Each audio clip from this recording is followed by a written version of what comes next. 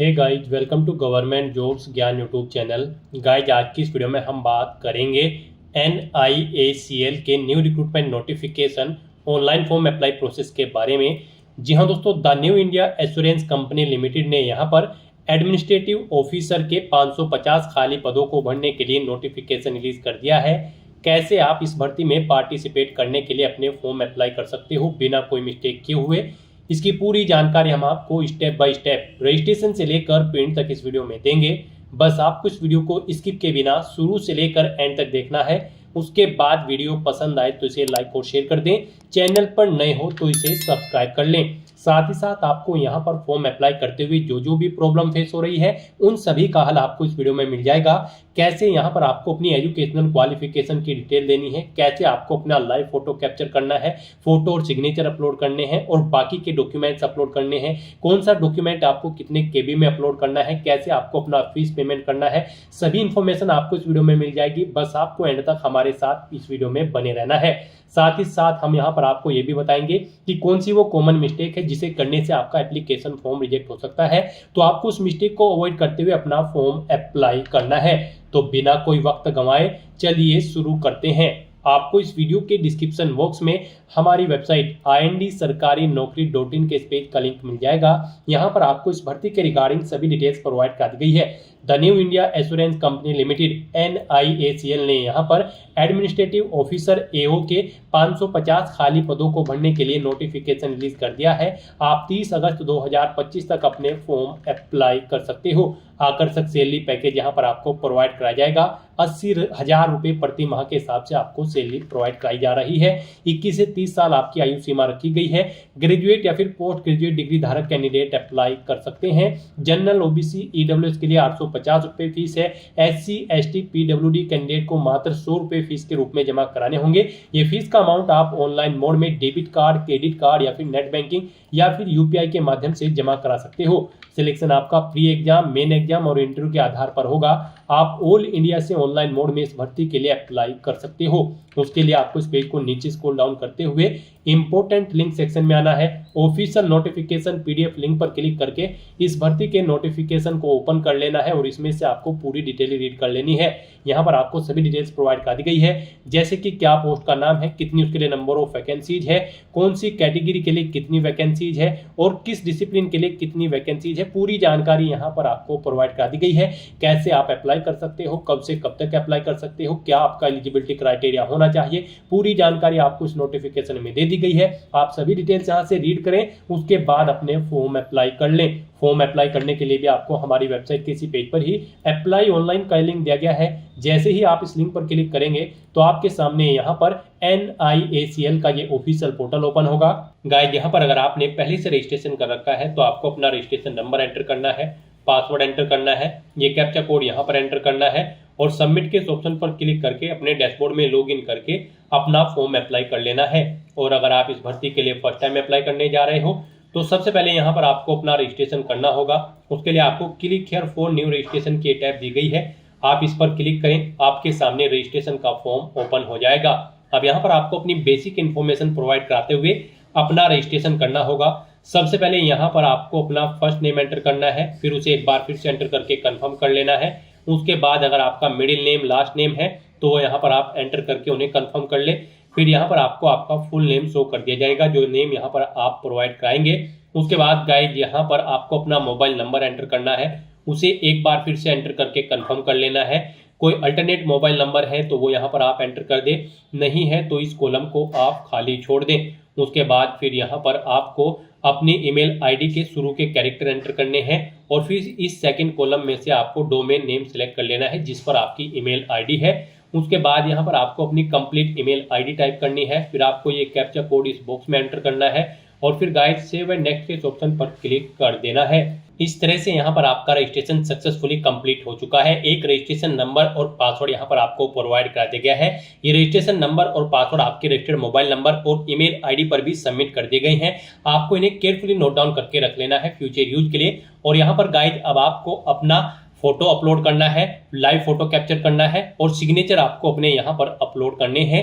इन्हें अपलोड करने के लिए आपको यहाँ पर गाइडलाइन दी गई है। आपको यहाँ पर guideline for scanning the photograph and signature के इस लिंक पर क्लिक करना है और पीडीएफ को ओपन करके पहले गाइडलाइन रीड कर लेनी है। उनके अकॉर्डिंग फिर आपको अपने डॉक्यूमेंट यहाँ पर अपलोड करने हैं। फोटो यहाँ पर आपका 20 KB से 50 KB के बीच में होना चाहिए। डायमेंशन उसकी यहाँ पर 200 × 230 पिक्सल होनी चाहिए। जेपीजी या फिर जेपीईजी फॉर्मेट में आपका फोटो यहाँ पर होना चाहिए जो फोटो आप अपलोड करेंगे। और फिर यहाँ पर जब आप अपना लाइव फोटो कैप्चर करेंगे उसे भी कैप्चर करते समय आपको कुछ चीज़ों का ध्यान रखना है।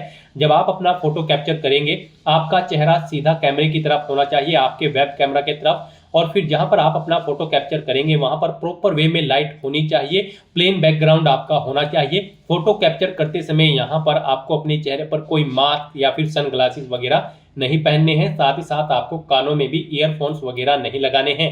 और यहाँ पर जब आप अपने सिग्नेचर अपलोड करेंगे, सिग्नेचर आपके 10 KB से 20 KB के बीच में होने चाहिए। 140 × 60 पिक्सल उनकी डायमेंशन होनी चाहिए। और यहाँ पर व्हाइट पेपर पर ब्लैंक इंक पेन से आपको अपने सिग्नेचर करने होंगे। कैपिटल लेटर्स में आपको अपने सिग्नेचर नहीं करने हैं।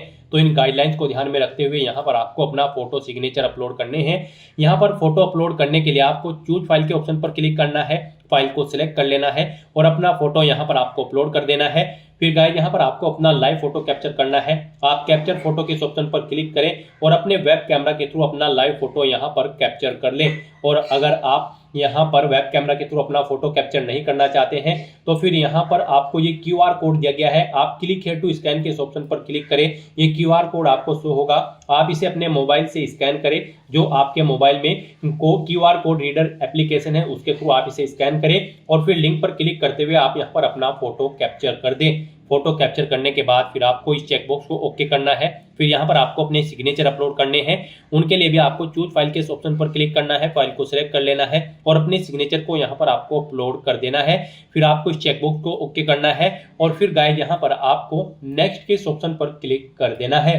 नेक्स्ट यहाँ पर आपको अपनी बेसिक इंफॉर्मेशन देनी है। यहाँ पर सबसे पहले आपको स्ट्रीम सेलेक्ट करनी है एडमिनिस्ट्रेटिव ऑफिसर की, किस स्ट्रीम के लिए आप अप्लाई करना चाहते हैं। यहाँ पर आप अपने अकॉर्डिंग ऑप्शन सेलेक्ट करें, risk engineer, automobiles engineer, legal specialist, accounts specialist या फिर AO हेल्थ। आप अपने अकॉर्डिंग यहाँ पर ऑप्शन सेलेक्ट करें। उसके बाद गाइस यहाँ पर आपको अपनी कैटेगरी सेलेक्ट करनी है, आप जिस कैटेगरी से बिलोंग करते हैं।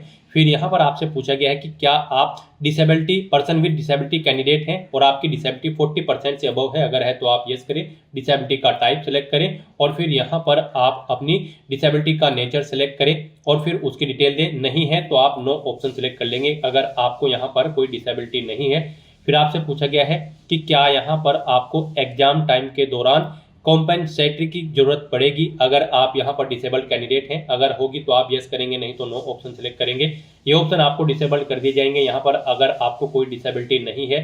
फिर यहाँ पर आपसे पूछा गया है कि क्या आप person with specified disabled cover करते हैं under the definition of section 2।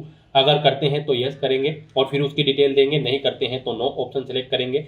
फिर आपसे पूछा गया है कि क्या आप एग्जिस्टिंग एम्प्लॉई हैं यहाँ पर किसी public sector general insurance company के। अगर हैं तो आप यस करेंगे, नहीं है तो आप नो ऑप्शन सेलेक्ट कर लेंगे। फिर आपसे पूछा गया है यहाँ पर आपकी कास्ट का नाम, आपको अपनी कास्ट का नाम यहाँ पर देना है।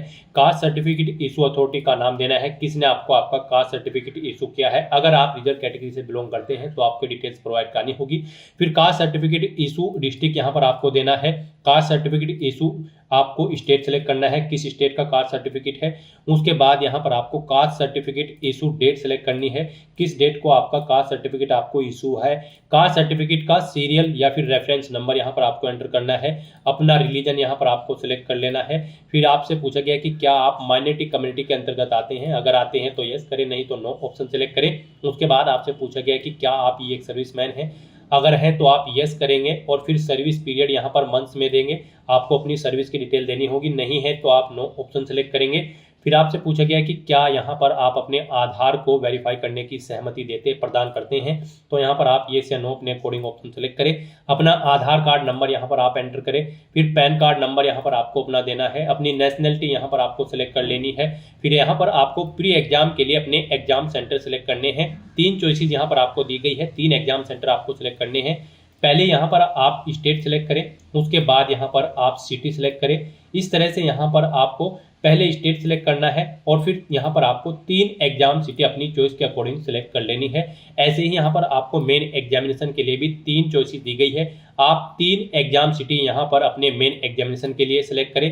यहाँ पर भी आपको पहले स्टेट सेलेक्ट करना है, फिर उसकी सिटी सेलेक्ट कर लेनी है। इस तरह से यहाँ पर आप जिस सिटी को फर्स्ट नंबर पर प्रेफरेंस देना चाहते हैं उसे फर्स्ट नंबर पर सेलेक्ट करें, जिसे सेकंड पर उसे सेकंड, जिसे थर्ड पर उसे थर्ड नंबर पर आप सेलेक्ट कर लें। इस तरह से यहाँ पर आपको अपने प्री और मेन एग्जाम के एग्जाम सेंटर प्रोवाइड करा देने हैं।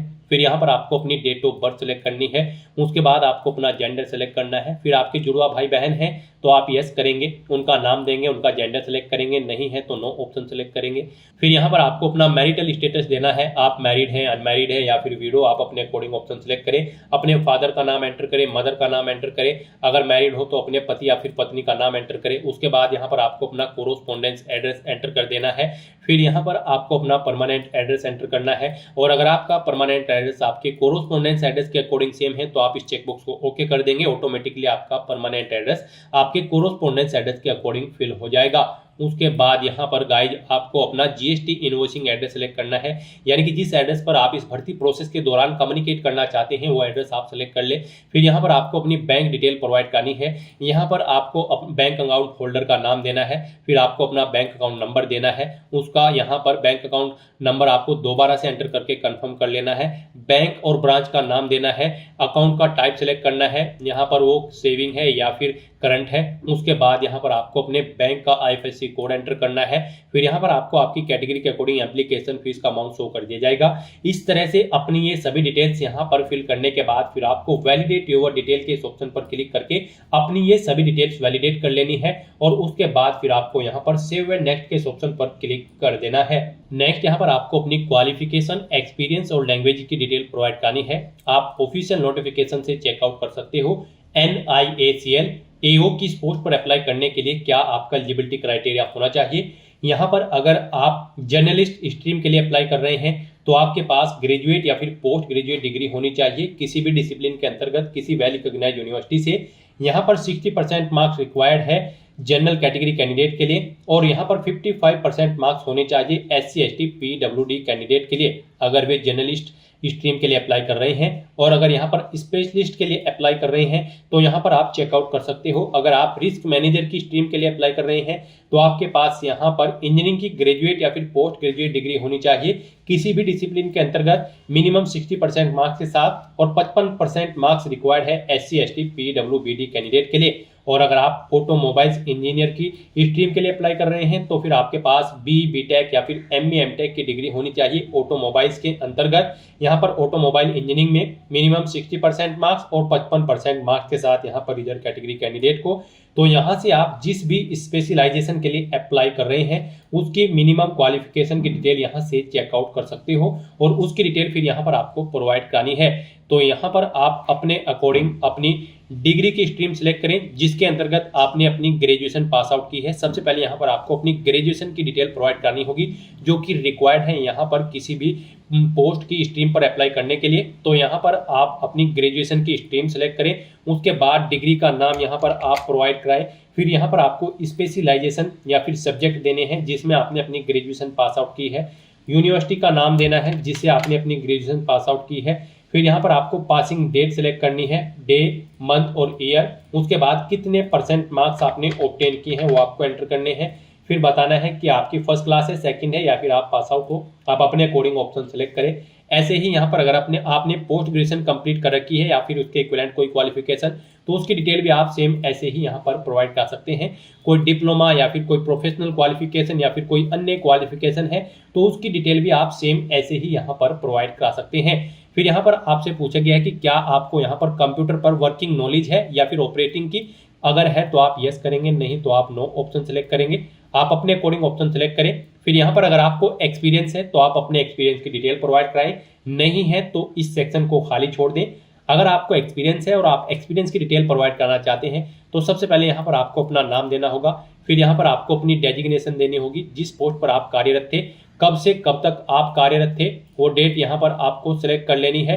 फिर यहाँ पर आपको नेचर ऑफ ड्यूटी देनी है, जॉब छोड़ चुके हो तो उसे छोड़ने का कारण यहाँ पर आपको देना है। फिर यहाँ पर इन डेट्स के अकॉर्डिंग आपके एक्सपीरियंस की डिटेल कैलकुलेट करके आपको शो कर दी जाएगी कितने ईयर और मंथ का यहाँ पर आपको एक्सपीरियंस है। फिर यहाँ पर आपसे पूछा गया है कि क्या आप यहाँ पर प्री एग्जामिनेशन ट्रेनिंग लेना चाहते हैं। अगर आप SC ST OBC या फिर PWD कैंडिडेट हैं तो यहाँ पर आप येस या नो अपने अकॉर्डिंग ऑप्शन सेलेक्ट करेंगे। अगर आप यहाँ पर रिजर्व कैटेगरी से बिलोंग करते होंगे और अगर आप जनरल कैटेगरी कैंडिडेट होंगे तो फिर आपके सामने ये ऑप्शन डिसेबल्ड कर दी जाएंगे। फिर यहाँ पर आपको अपनी लैंग्वेज की डिटेल प्रोवाइड करनी है। यहाँ पर आपको कम से कम हिंदी लैंग्वेज आनी जरूरी है, उसे आपको रीड राइट और स्पीक आना जरूरी है। उसके बाद आप जो भी लैंग्वेज जानते हैं आप उसकी डिटेल यहाँ पर प्रोवाइड करा सकते हैं। इस तरह से अपनी क्वालिफिकेशन, एक्सपीरियंस और लैंग्वेजेस की डिटेल प्रोवाइड कराने के बाद गाइज आपको वैलिडेट योर डिटेल के इस ऑप्शन पर क्लिक करना है। अपनी इन सभी डिटेल्स को वैलिडेट कर लेना है और फिर यहाँ पर आपको सेव एंड नेक्स्ट के इस ऑप्शन पर क्लिक कर देना है। नेक्स्ट यहाँ पर आपने पीछे अब तक जो डिटेल प्रोवाइड कराई है उसका पूरा प्रीव्यू आपको शो कर दिया गया है। आपको सभी डिटेल्स केयरफुली चेकआउट करनी है। पेज को नीचे स्क्रॉल डाउन करना है, डिक्लेरेशन सेक्शन में आकर आई एग्री के चेकबॉक्स को ओके करना है और फिर यहाँ पर गाइज आपको कंप्लीट रजिस्ट्रेशन के इस ऑप्शन पर क्लिक कर देना है। नेक्स्ट यहाँ पर आपको अपना लेफ्ट थंब इंप्रेशन और handwritten declaration document upload करना है। इनके लिए भी आपको गाइडलाइन दी गई है। आप गाइडलाइन फॉर डॉक्यूमेंट अपलोड के इस लिंक पर क्लिक करें, आपके सामने यहाँ पर PDF ओपन होगी। यहाँ से आप चेकआउट कर सकते हो। आपका जो लेफ्ट थंब इंप्रेशन है वो 20 KB से 50 KB के बीच में होना चाहिए। डायमेंशन उसकी 240 × 240 पिक्सल होनी चाहिए। JPG या फिर JPEG फॉर्मेट में आपकी इस फाइल का टाइप होना चाहिए। और जो हैंड रिटन डिक्लेरेशन डॉक्यूमेंट होगा वो यहाँ पर आपका 50 KB से 100 KB के बीच में होना चाहिए। डायमेंशन उसकी 800 × 400 पिक्सल होनी चाहिए। JPG या फिर JPEG फॉर्मेट में आपका ये डॉक्यूमेंट होना चाहिए। तो यहाँ पर अपने इन डॉक्यूमेंट्स को अपलोड करने के लिए आपको चूज फाइल के ऑप्शन पर क्लिक करना है, फाइल को सिलेक्ट कर लेना है और 1 बाय 1 करके आपको अपने इन डॉक्यूमेंट्स को यहाँ पर अपलोड कर देना है। उसके बाद आपको ये सिक्योरिटी कोड इस बॉक्स में एंटर करना है और फिर गाइज आपको सेव एंड नेक्स्ट के इस ऑप्शन पर क्लिक कर देना है। नेक्स्ट आपके सामने कुछ इस तरह से इंटरफेस शो होगा। यहाँ पर अगर आप अपने एप्लीकेशन फॉर्म का प्रिंट आउट लेना चाहते हैं तो आप एप्लीकेशन प्रिंट के लिंक पर क्लिक करें और अपने एप्लीकेशन फॉर्म का एक प्रिंट आउट ले लें। और अब यहाँ पर आपको अपना फीस पेमेंट करना है। उसके लिए गाइड यहाँ पर आपको आपकी कैटेगरी के अकॉर्डिंग एप्लीकेशन फीस का अमाउंट शो कर दिया गया है। यहाँ पर अब आपको ये कैप्चा कोड इस बॉक्स में एंटर करना है और फिर आपको सबमिट के इस ऑप्शन पर क्लिक कर देना है। नेक्स्ट आपको फीस पेमेंट के इंटरफेस पर डायरेक्ट कर दिया जाएगा। गाइस यहाँ पर अगर आप जनरल OBC EWS कैंडिडेट हैं तो आपको 850 रुपये फीस जमा करानी है और अगर आप SC ST PWD कैंडिडेट हैं तो आपको मात्र 100 रुपये फीस के रूप में जमा कराने होंगे, जो कि आप ऑनलाइन मोड में जमा करा सकते हैं। यहाँ पर आप अपनी fees debit card, credit card, net banking, wallet, cash card, QR या फिर UPI के माध्यम से जमा करा सकते हो। UPI यहाँ पर आपके लिए सबसे बेस्ट और इजी ऑप्शन रहेगा। आप UPI के ऑप्शन पर क्लिक करें, मेक पेमेंट के ऑप्शन पर क्लिक करें, फिर यहाँ पर आप प्रोसीड विद पेमेंट के ऑप्शन पर क्लिक करें। उसके बाद आपके सामने कुछ इस तरह से इंटरफेस होगा।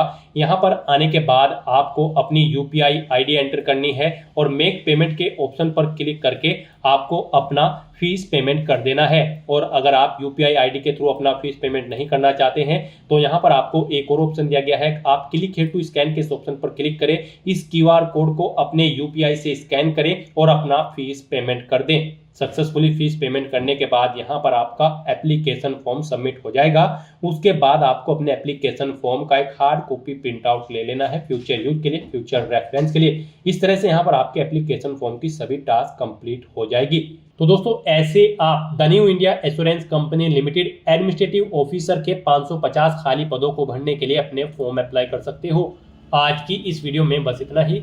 आई होप ये वीडियो आपको पसंद आई होगी। अगर पसंद आई हो तो इसे लाइक और शेयर करें। चैनल पर नए हो तो इसे सब्सक्राइब कर लें। Thanks for watching.